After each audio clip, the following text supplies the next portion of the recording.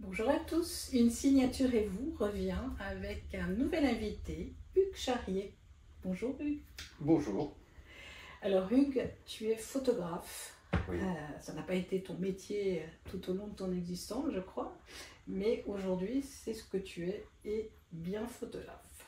Voilà, exactement, depuis 4 ans. Alors oui, raconte-nous, tu faisais quoi auparavant? Je raconte depuis quand? Depuis le début. Je vais raconter la photo. La photo, bien en fait, je la découvre vraiment quand je suis au lycée. D'accord. Non, plutôt au collège, avec le club photo. Et puis, c'est une véritable passion. Et puis à 17 ans, je vois mes parents et je leur dis je sais ce que je veux faire. Je veux être reporter de guerre, photographe. Ils ont dû aimer. Mon père, ancien militaire, colonel, me dit écoute, tu vas pas gagner d'argent. Ma mère, plus terre à terre, me dit tu vas te faire tuer. Les deux avaient raison. Donc voilà, je me suis j'ai changé mon fusil d'épaule et puis je suis parti faire du droit. Et j'ai terminé ma carrière professionnelle comme directeur d'une compagnie d'assurance, directeur régional. Oui, on est loin de la photo. On est loin de la photo, voilà. J'imagine que tu en as quand même fait un peu tout au long. J'en ai fait un petit peu, également dans les dernières années où j'étais directeur régional, parce qu'on avait construisait notre nouveau siège social. Et en fait, j'ai suivi la construction et on en a fait un livre à la fin, voilà, qu'on a offert au moment de l'inauguration. D'accord. Donc ce métier te passionne depuis très longtemps, tu l'exploites depuis 4 ans, tu viens de nous le dire. Et explique-nous ce qui t'a motivé, ce qui t'a amené vers cette photo. Alors, lorsque à 60 ans, je voulais changer un petit peu au sein de l'entreprise, ça a été le moment où on changeait un petit peu l'organisation. J'ai levé le doigt, on s'est mis d'accord. Et là, je me suis dit, voilà, j'ai 60 ans, il me reste encore quelques années à travailler. Et je me suis dit, je vais repartir faire ce que j'ai toujours voulu faire. Donc, je suis retourné à l'école. J'ai été faire l'école des Gobelins à Paris. Et puis, ensuite, donc une reconversion. En reconversion. Je suis revenu chez moi. Pendant 3 mois, je n'ai pas touché un appareil photo. Et puis, un jour, je l'ai pris. Puis, j'ai commencé à faire un petit peu de studio. Et puis, en fait, je me suis dit, tu vas le faire si t'intéresse. Voilà. Donc, il y a des choses que je ne fais pas, il y a des choses que je fais. Ce qui est important pour moi, c'est que ma photo puisse servir à quelque chose. Voilà. Ok, donc servir à une cause. Servir à une cause. Servir à une cause, mettre en valeur un métier, une cause, on va dire écologique, parce que j'ai pas mal travaillé sur les abeilles et la défense de ces insectes qui sont indispensables à notre survie. Plutôt, oui. Et puis, ensuite, petit à petit, on s'est rapproché un peu plus vers l'humain. Et c'est vrai que l'humain est aujourd'hui dans différents thèmes, mais me prend beaucoup. Alors, je vais quand même jeter un œil sur cette signature pour regarder un peu ce qu'elle nous dit. Alors, il y a effectivement une belle créativité, mais c'est une créativité qui est soumise à une rigueur, à un caractère qui a besoin, alors à la fois de repères et à la fois d'une espèce de... Il y a une forme d'autorité interne très forte qui t'empêche parfois de laisser aller vraiment ta créativité. Donc il faut être méfiant avec ça, il faut accepter maintenant de lâcher prise et de donner plus et plus encore à cette créativité et oublier cette rigidité, on va dire, interne. Sortir de sa zone de confort. On peut le dire comme ça, mais à la base, ce sont des défenses rigides qui sont là et qui t'empêchent de... Alors, est-ce que c'est le discours parental qui reste encore quelque part au fond de toi, je ne sais pas, ça ne devrait plus maintenant que... Mais bon, quand on parle, le petit garçon est encore là, je ne sais pas ce qui s'est passé il y a 7, 8 ans, 7 ans. Tu es confronté à une forme de deuil qui t'arrête dans une course. C'est-à-dire que tu as un enfant, un petit garçon qui était assez vif, remuant, etc. Et tout d'un coup, il y a quelque chose qui se casse. Il y a un arrêt, tu marques un arrêt. Et tu donnes le change à partir de 8, 9 ans. Oui, ouais, c'est ça. C'est en fait, j'étais opéré des yeux. Et en fait, c'est ça qui a basculé un peu. Pour un photographe, il faut le faire. Opérer Oui. des yeux. Non, très très myope. Et à cet âge-là, j'ai vécu pendant 1 an avec un bandeau sur l'œil. Voilà. Et donc, c'est vrai que ça a marqué en fait les résultats qui étaient bons, il y avait moins bons de résultats. Enfin, il y avait toute une série de choses qui ont fait. Voilà, Des complexes, j'imagine, pour un enfant de 7 ans. Non, pas complexé, mais je l'ai trouvé un petit peu comme un poids. C'était important. C'est pour ça d'ailleurs que dans ma photo, aujourd'hui, je m'intéresse à certaines personnes. Qui sont dans le viseur. Alors, tu es capable d'écouter, tu es capable d'entendre, mais c'est seulement à tes heures. C'est-à-dire que tu vas te mettre à l'écoute de quelqu'un, mais c'est toi qui l'auras décidé, c'est quand tu veux, comme tu veux, c'est pas quand l'autre le décide. J'entends par là que tu n'aurais pas pu faire psy, par exemple. Écouter des gens à longueur de journée, ça t'aurait pesé. Tu n'aurais pas supporté... Ouais, mais en même temps, dans ma photo, j'amène les personnes à évoluer. C'est ça qui est assez drôle. Je me suis fait cette réflexion d'ailleurs là-dessus. C'est vrai que je me suis fait d'ailleurs la réflexion en disant, personnellement, j'aurais pas pu être psy, mais je me rends compte que par la photo, je fais une sorte de... Enfin, c'est une thérapie, quelque part. Toi ou les autres? Non, les autres. Les autres. Ça aurait pu être toi. Ça aurait pu être moi, mais le sujet que j'ai fait sur le cancer, moi, je dis j'en ressens pas indemne. Voilà. Alors, quand je dis j'en ressens pas indemne, dans le bon sens du terme, avec une ouverture, même si j'étais très attentif à ça, une ouverture à la maladie qui n'est pas la même. Alors que j'étais attentif en tant que directeur, je faisais très attention justement à des problèmes de santé ou des handicaps qui pouvaient exister. Mais en fait, on se rend compte qu'on a toujours le poids et le raisonnement de la société, qui, quand on ne touche pas du doigt, ben, c'est pas la même chose. Autre chose, tu as cette façon très particulière de cloisonner les choses, c'est-à-dire que tu peux être en société assez bien, en donner le change, encore une fois, mais en réalité tu as besoin de cloisonner, de séparer les choses et les gens pour pouvoir évoluer à ton aise. C'est-à-dire que si tout d'un coup tu te retrouves je sais pas, tu vas rentrer quelque part, il y a beaucoup de monde, beaucoup de gens, il va te falloir un moment pour te recentrer, pour arriver à trouver vraiment ta place. C'est-à-dire que tu es quelqu'un qui, en fait, évolue plus facilement et plus à son aise dans des petits comités. Alors ça va être la famille, ça va être les amis, ça va être dans un espace professionnel, mais pas tout en même temps, tu peux pas. Ouais, alors, oui et non. Alors en fait, c'est vrai, moi j'aime pas la foule. La foule, j'aime pas. C'est-à-dire que moi, retrouver au milieu des dizaines, centaines de personnes, ça m'intéresse pas. Ça m'intéresse pas. Par contre, professionnellement, j'ai vu que j'étais beaucoup plus à l'aise face à 500 personnes que face Oui, mais là, tu défends quelque chose qui n'est pas toi. Non, mais face à 10 personnes, Ouais. tu vois ce que je veux dire? Oui, mais parce Voilà. que là, c'est autre chose. Tu défends une entreprise, tu défends une activité. Donc là, ça ne te dérange pas, tu fais ton Non. travail, c'est mécanique, il n'y a aucun souci.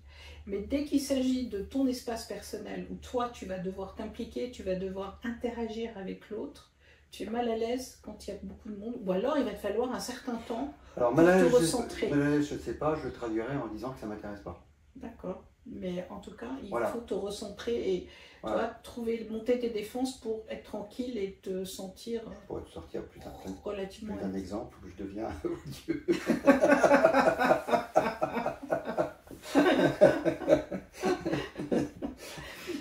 Alors, il y a aussi quelque chose, on a l'impression que il t'a fallu porter le poids d'une absence. Alors, je ne sais pas comment l'expliquer. On a l'impression toujours que tu es là pour réparer quelque chose dans cette enfance. Alors, est-ce qu'il y a eu un souci Tu as des frères et sœurs? Oui, j'ai un frère. Oui.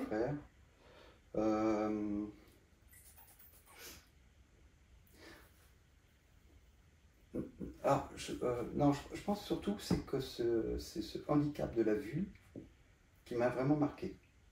C'est-à-dire que pour moi, à un moment donné, porter des lunettes, ça me posait un problème. Oui. Ça, c'est quelque chose qui m'a... Pour moi, ça a été un poids. Quand tu parles de poids, ça a été un poids. Voilà. Et dès que j'ai pu porter des lentilles, maintenant, j'en porte pas. Je trouve que c'est plus simple pour moi de ne pas en porter parce que quand je travaille de près, je vois très bien, c'est surtout de loin. Bon, sinon maintenant, mais c'est vrai que c'est quelque chose qui pour moi était important parce qu'en plus, je trouvais que ça m'empêchait de faire certaines choses. Et tu n'as jamais eu ce sentiment, au fond, de devoir réparer quelque chose au sein de la famille? Tu n'as pas le sentiment de porter quelque chose? Non. Alors, par contre, non, du tout. Non? Du tout. Donc tu penses que c'est uniquement le poids de Ouais, cette... je pense, ça m'a... Moi, je l'ai ressorti vraiment comme quelque chose... Donc en fait, tu te sentais vraiment différent. Oui, différent. En plus, j'étais le seul dans la famille à être très très myope. Bon, après, j'ai été opéré des yeux, voilà. Voilà. Et en fait, c'est quelque chose que j'ai ressenti de façon assez violente, quoi. Mais réparer, non. Non. Non. D'accord. Tu n'es pas arrivé après la mort de quelqu'un? Non. Non. On a vraiment l'impression qu'il y a un deuil, mais le deuil, Alors, ça peut être beaucoup de choses. Quand même quelque chose, voilà, il y a quand même quelque chose, c'est-à-dire que du côté de ma mère, ma grand-mère était atteinte de sclérose en plaques et elle était 3 mois chez mon oncle, 3 mois chez moi, et très difficile, voilà, très difficile. C'est une femme qui vient souvent comme une personne malade, très autoritaire, voilà, et en fait, alors, on se sentait bien dès qu'elle venait sur moi chez nous, c'était pas l'enfer, mais on voyait bien que ma mère, elle était différente. Elle pensait qu'une seule chose, ça va pas. Voilà, non, mais sinon, non, pas de deuil, pas de... Voilà, non. En tout cas, tu es quelqu'un qui est toujours allé de l'avant, toujours qui ne s'arrête pas, qui fait les choses, un peu comme si s'arrêter, c'était quelque part dangereux, comme si ça pouvait... quelqu'un typiquement qui aurait beaucoup de mal s'il devait rester au chômage et pas bouger, enfin pas avoir d'activité. Ce qui est sûr, c'est que tu peux pas mettre sur une plage, Et les Indés. Ah non. Toujours en mouvement, toujours en train de faire, toujours en train d'agir. Mais voilà, dernier point que je dirais, et on ne cherchera pas ce que c'est, et je te laisserai, c'est il y a quelque chose dans ton passé qui n'est pas réparé encore et que tu portes encore. Ouais, je sais pas. C'est comme ça que je cherche. Ouais, ça, je te laisse dessus. Alors, parle-nous de ce que c'est ce métier de photographe, parce qu'il y a beaucoup de jeunes qui ont envie de devenir photographe. C'est quoi au juste au quotidien? Raconte-nous, parce que finalement, on ne connaît pas la journée d'un photographe. Alors, tu as photographie et photographie. C'est-à-dire que tu as la photographie qui qui est basé sur de la technique, sur du jeu de lumière, etc. Puis tu as la photographie, le selfie, etc. On va essayer de parler de la première. Pour moi, celui qui pratique la première doit être quelqu'un qui doit bien évidemment regarder et qui doit écouter. C'est bizarre pour un photographe, mais je pense que c'est quelqu'un qui doit, avant de faire la photo, mettre ses sens en éveil. Ok, pour les sens, c'est écouter mais différemment. Voilà, c'est une perception des choses. Voilà. Et parce que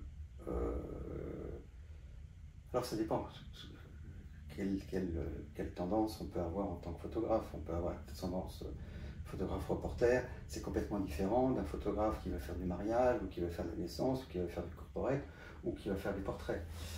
Mais à partir du moment où moi je me suis dirigé je me décris plutôt comme un photographe, on va dire, humaniste. C'est-à-dire que je suis attentif au sujet que je vais photographier.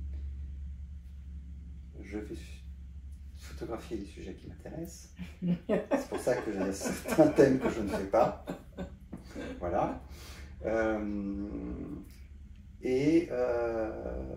À partir de là, je pense qu'avant de pouvoir rendre toute la personnalité, parce que bon, je travaille beaucoup sur l'humain, rendre la personnalité de la modèle, par exemple, que je prends, j'aime bien discuter avec elle pour pouvoir justement capter sa personnalité, voir les choses vers lesquelles elle est sensible, connaître un peu son passé, son vécu, parce que bien souvent elle vient me voir avec une idée bien précise de ce qu'elle veut. Elle ne sait pas ce qu'elle veut, mais elle cherche, je dirais, un retour à l'estime d'elle-même, bien souvent, après la maladie. Et bien là, ça ne peut pas se faire en disant mets-toi là, attends, bouge-toi un petit peu, je te prends en photo. C'est pas possible. Voilà. Donc je pense qu'il faut être humaniste, il faut avoir de l'empathie, il faut avoir de l'écoute, il faut pouvoir échanger, il faut prendre son temps, il faut dire que la photo que j'ai faite, elle n'est pas bonne, parce qu'elle ne lui plaît pas. Et le but, c'est quand même qu'elle plaise à la personne. Et si on n'a pas ça, il faut revoir la copie. Ok. Bon, donc tu nous parles beaucoup de cancer, ça veut dire que tu t'es penché sérieusement là-dessus et que tu Alors que j'étais pas du tout sensible à ça. Alors, je crois que tu as fait un livre que tu as apporté, oui, d'ailleurs, tu vas le montrer aux gens pour qu'ils le voient. Il est là, en fait, je fais un dîner chez moi avec des photographes et des modèles.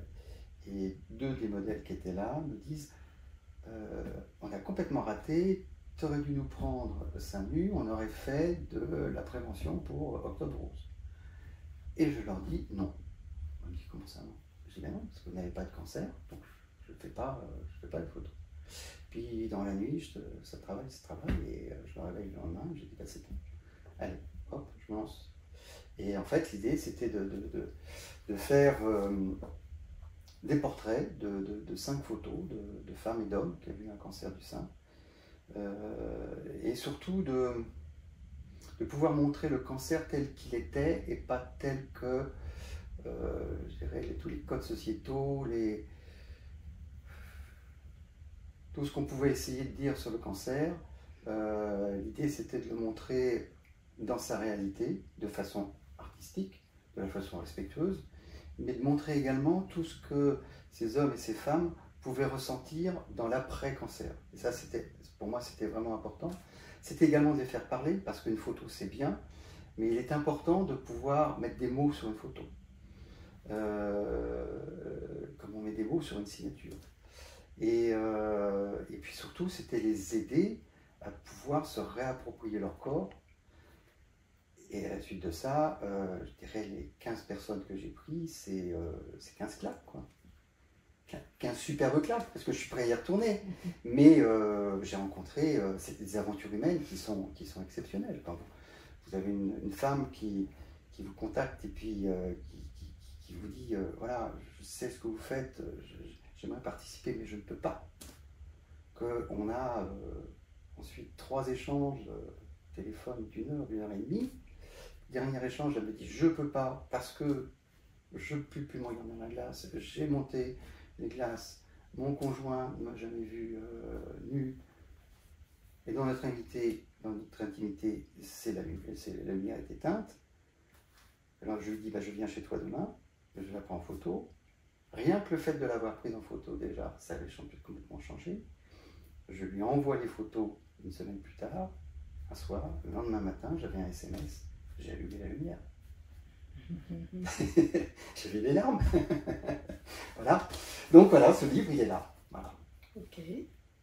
Donc, Histoire de saint. Histoire de saint. De Hugues Charrier. Donc il se compose de photos, de 5 photos. Avec surtout ce que j'ai voulu, c'est un témoignage de chacune des personnes. Et ce que j'ai voulu également, c'était avoir, alors là c'est une amie, mais avoir le conjoint, une amie, l'ex-femme, qui présentent également leur témoignage, avec l'obligation pour eux de ne pas lire ce que l'un et l'autre avaient lu. Et ils l'ont découvert dans le livre. Et pour eux, ça a été fantastique. Et depuis, c'est vrai que je travaille beaucoup sur la réappropriation du corps, avec des effets qui m'étonnent tous les jours. Ok, mais tu fais d'autres choses quand même. Je fais d'autres choses. Donc comme j'ai dit tout à l'heure, j'ai eu la chance de pouvoir travailler pour l'UNESCO, Guerlain et l'OFA, donc, qui est en fait un organisme qui a étudié les abeilles et qui crée des essaims pour justement les préserver, qui a étudié la reproduction, ils ont passé 8 ans. Aujourd'hui, ils sont mondialement, je dirais, reconnus. Ils sont basés à Saint-Baume. Et j'ai eu la possibilité donc, de vivre avec eux. Et ils avaient lancé un programme de formation des femmes dans les zones de biosphère à travers le monde pour pouvoir justement les former à l'apiculture, leur donner une certaine liberté, puisqu'en fait, il y a des ressources financières qui peuvent leur donner cette indépendance, sous l'égide de l'UNESCO et de Guerlain. Ça m'a permis de passer 2 jours avec Andy la jolie.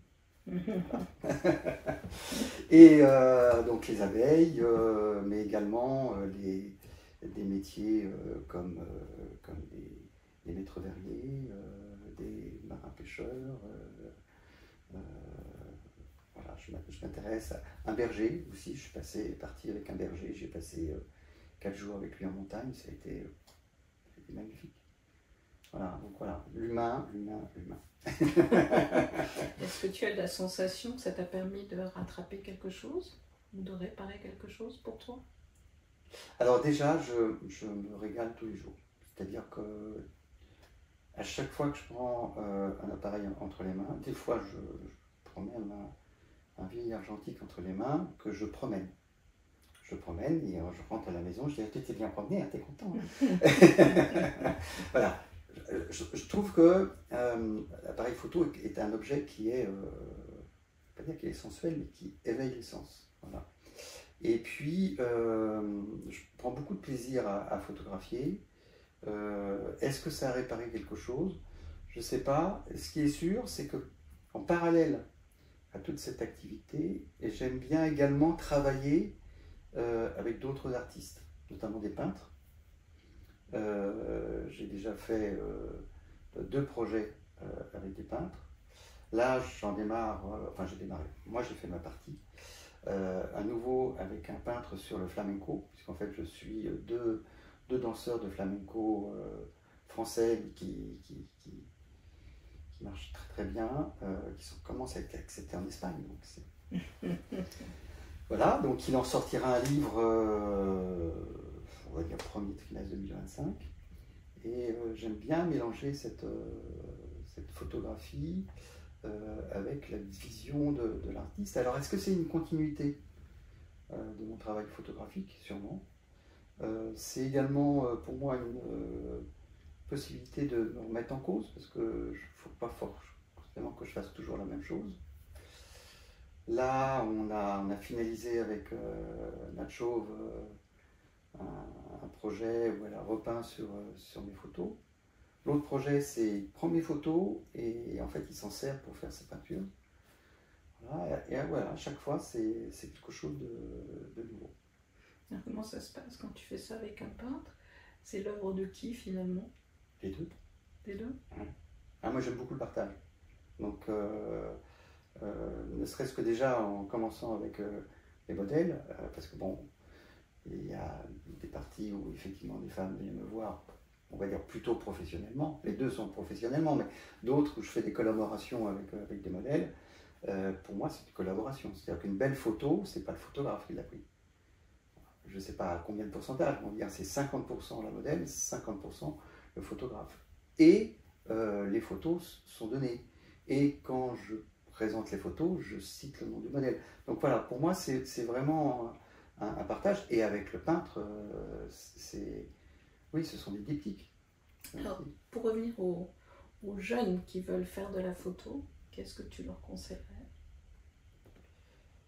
Alors, je leur conseillerais déjà de regarder avant de prendre une photo. Voilà, de regarder, d'écouter, de savoir pourquoi ils veulent faire cette photo, d'y mettre leur trip et d'aller chercher, alors si effectivement il y a des personnages, et la personnalité, de faire ressortir la personnalité de la modèle ou du modèle qu'ils ont en face de lui. Alors peut-être que parce que je suis un vieux maintenant, mais de la technique. Je crois que la technique est, pour moi, elle est indispensable. Alors je sais qu'aujourd'hui, on a l'IA qui arrive, on a plein de logiciels qui permettent de faire plein de choses. Il ne faut pas les rejeter, mais il ne faut pas en abuser. Parlons-en de l'IA. Pardon? Parlons-en de l'IA. Qu'est-ce que tu en penses? Moi, l'IA, alors, il y a l'IA au niveau photographe, l'IA au niveau... Non, je parle au niveau photographie. Au niveau photographie, bah, le problème, c'est qu'aujourd'hui, quand on regarde les photos, si tu vas sur Instagram, tu regardes la mire, tu regardes les portraits de jeunes femmes, elles sont toutes pareilles, toutes. Elles ont toutes les mêmes yeux, elles ont toutes le même regard, elles ont toutes la même bouche. Et le problème, il est là, c'est qu'on va essayer de venir, enfin, on va venir vers une uniformisation. On triche également.